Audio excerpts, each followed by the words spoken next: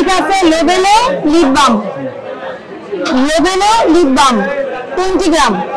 তাহলে নাম আর পরিমাণ সবই ঠিক লিখছে, শুধু চায়নার জায়গায় জার্মান লিখছে। যত মার্কেটে আমরা যাচ্ছি এখন এটা মেয়াদ উত্তীর্ণ কমন, এই যে ফেস মাস্ক পাওয়া যাচ্ছে 6 মাস 8 মাস 1 বছর আগে মেয়াদ উত্তীর্ণ। বর্তমানে মনিটরিং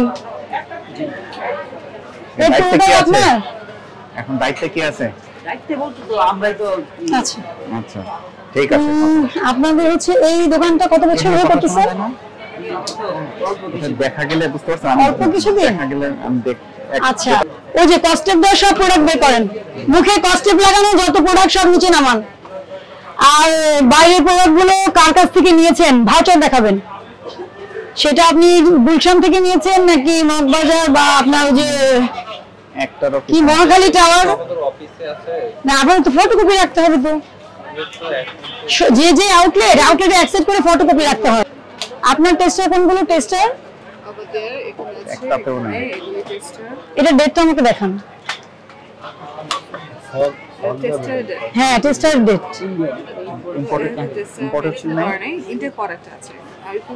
আপনি এই প্রোডাক্টের ডেট আমাকে দেখাতে হবে। আপনি ইনটেক প্রোডাক্ট আলাদা জিনিস, আপনি এটা টেস্ট করছেন মানুষের মুখে লাগাচ্ছেন, এটা ডেট আছে কিনা এটা আমার জানতে হবে।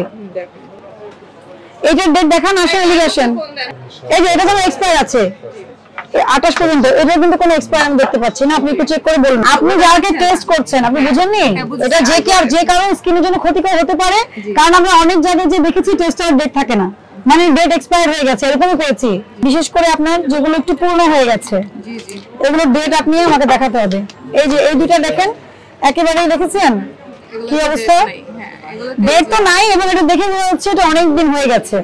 মাস্ক গুলো কোথায়? Face mask, face mask normal face mask. হ্যাঁ ট্রেড লাইসেন্সটা দেখি নতুন কিনা, ট্রেড লাইসেন্স দেখলে বুঝতে পারবো। ট্রেড লাইসেন্সটাকে দেখেন।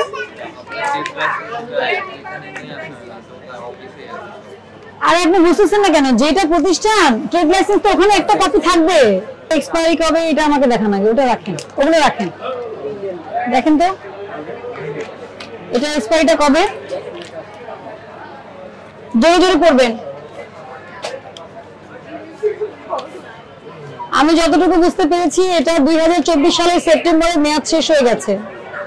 যদি এটার মধ্যে ডেট অফ এক্সপায়ারি প্রোডাকশন না থাকে তাহলে আপনার এই আমদানিকারকের স্টিকার যেটা লাগিয়েছেন এটা ভুয়া। আমদানিকারক যদি date of expiry production date না দেয় এটা কাস্টমস থেকে কখনোই আমাদের দেশে ঢুকবে না। এটা আমদানিকারক কেন, উনি অন্য ল্যাঙ্গুয়েজ থাকলে এটা ইংলিশে কনভার্ট করে উনি এখানে ডিক্লারেশন দিবেন, এই জন্যই আমদানিকারকের প্রয়োজন আছে। বুঝতে পারছেন? এটা হয়তো উনি গতানুগতিক স্টিকার কোথা থেকে লাগিয়ে দিয়েছে। আপনি যদি নিজেই খুঁজে না পান তো ভোক্তাকে আপনি কি বোঝাবেন বলেন তো, যে এইখানে মেয়াদ আছে এটা আপনারা চেক করবেন।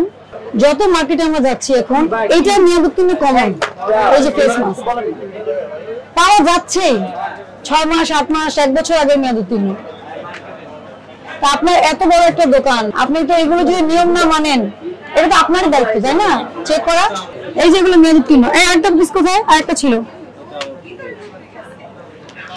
আর লাগেজ প্রোডাক্ট আপনি রাখতে পারবেন না, পারবেন? সব ইম্পোর্টারের তথ্য দিবেন। এই যে এটা কি লাগেজ আসছে না? প্রোডাক্ট আমরা যেটা আপনার বৈধভাবে আসবে এরকম থাকবে ইম্পোর্টার ফি। লাগেজে আসলে এই যে কস্টেপ দেওয়া থাকে, অনেকে কস্টেপটা খুলে বিক্রি করেন কিন্তু খুললে তো হলো না। আপনি আমদানিকারক ছাড়া কোনো প্রোডাক্ট বিক্রি করবেন না, কারণ এই প্রোডাক্টটা যদি কোনো প্রবলেম তৈরি করে কারো স্কিনে, তখন যদি সে অভিযোগ করে তখন তো আপনি প্রমাণ করতে পারবেন না যেটা কার কাছ থেকে নিয়েছেন। পারবেন? তাই বিপদে পড়বেন না। এই এত এই যে এক একটা প্রোডাক্টের দাম কত বলেন তো? দাম কত আমরা নিজেরা বলছি কত? 4450 টাকার প্রোডাক্ট। এটা কিনছেন কয় টাকা দেন? ভাউচারটা দেখান। ভাউচার নাই, এটা অফিসে আছে। এখানে তো আর শীট, এটা লিখে মেড ইন চায়না, আর স্টিকারে কি লিখছেন? জার্মানি। লিখতে ভুল করছে। চায়না কি হবে জার্মানি হয়? না না, এই হচ্ছে এটা সবই আপনাদের লোকগুলো লিখতে ভুল। ওনার ভাইয়া আপনি না না, আপনি একটা জিনিস দেখেন কি লেখা আছে, লেভেলে লিপ বাম, লেভেলে লিপ বাম 20 গ্রাম। তাহলে নাম আর পরিমাণ সবই ঠিক লিখছে, শুধু চায়নার জায়গায় জার্মান লিখছে। এটা কি ধরনের ভুল? আপনার কি জার্মানির আছে? চায়নাকে আপনি চায়না স্পেলিং ভুল করতে পারেন, যেটা মেড ইন চায়না লিখে জার্মানি কিভাবে হয়ে গেল? আপনার টেস্টারের ডেট কিন্তু দেখাতে পারেননি। 4,500 5,500 টাকা এই প্রোডাক্টগুলো আপনারা কার কাছ থেকে নিয়েছেন? এগুলো বোঝা যাচ্ছে লাগেজ প্রোডাক্ট। এগুলো লাগেজ প্রোডাক্ট। এটা কেন জানেন? লাগেজ প্রোডাক্ট হচ্ছে কেন, এটা যখন আমরা প্লেনে যখন আমরা ফ্লাই করি এগুলো বের হয়ে যায় মুখ থেকে, এজন্য যারা ফ্লাই করে প্লেনে সবাই মুখের মধ্যে কষ্ট দিয়ে দেয়। এটা আপনি বিদেশ গেলে আপনার সাথে যত লিকুইড জিনিস যাবে এরকম কষ্ট দিতে হবে। বুঝতে পারছি? এই ডকুমেন্টগুলো জমা দেবেন। আর এটা মিথ্যা বিজ্ঞাপন, এটা মেড ইন চায়না, আপনি মেড ইন জার্মানি লিখেছেন। মিথ্যা বিজ্ঞাপন, এই যে আপনি প্রোডাক্ট হচ্ছে চায়না, আপনি দিচ্ছেন জার্মানি। মিথ্যা বিজ্ঞাপনের জন্য 2 লক্ষ টাকা জরিমানা আছে, 1 বছর কারাদণ্ড আছে। এগুলো কিন্তু ছোটখাটো অপরাধ না, অনেক বড় অপরাধ। আর এই যে এই জিনিসটা দেখে যে কেউ বুঝবে এটা ডেট নাই, এটা চোখেই দেখা যাচ্ছে। ঠিক আছে? আর আপনাদের অফিসে সমস্ত ডকুমেন্ট নিয়ে কালকে আসবেন, সকাল 10টার মধ্যে আসবেন। এরপরে গেলে কিন্তু পাবেন না। এই যে যত জিনিসপত্র আছে কার কাছ থেকে নেন ভাউচার গুলো, আর কত টাকা কিনছেন কত টাকা বিক্রি করছেন এটা দেখার বিষয় আছে আমাদের। বুঝতে পারছেন? মেয়াদ উত্তীর্ণ পণ্য বা ওষুধের জন্য শুধু মেয়াদ উত্তীর্ণের জন্য আপনাকে জরিমানা করা হচ্ছে। সচেতন হয়ে যান। অনেকক্ষণ কথা বলেছি, এত কথা বলার পর যদি না শিখেন তাহলে কিচ্ছু করার নাই। ঠিক আছে? আপনাকে সতর্ক করছি, সতর্কতামূলক 30,000 টাকা জরিমানা আরোপ করা হলো। 30,000 টাকা জরিমানা পরিশোধ করবেন এবং আগামীকালকে যদি আপনারা এই ডকুমেন্টগুলো দেখাতে না পারেন এবং লাগেজ প্রোডাক্ট থাকে আবার জরিমানা ইম্পোজ হবে।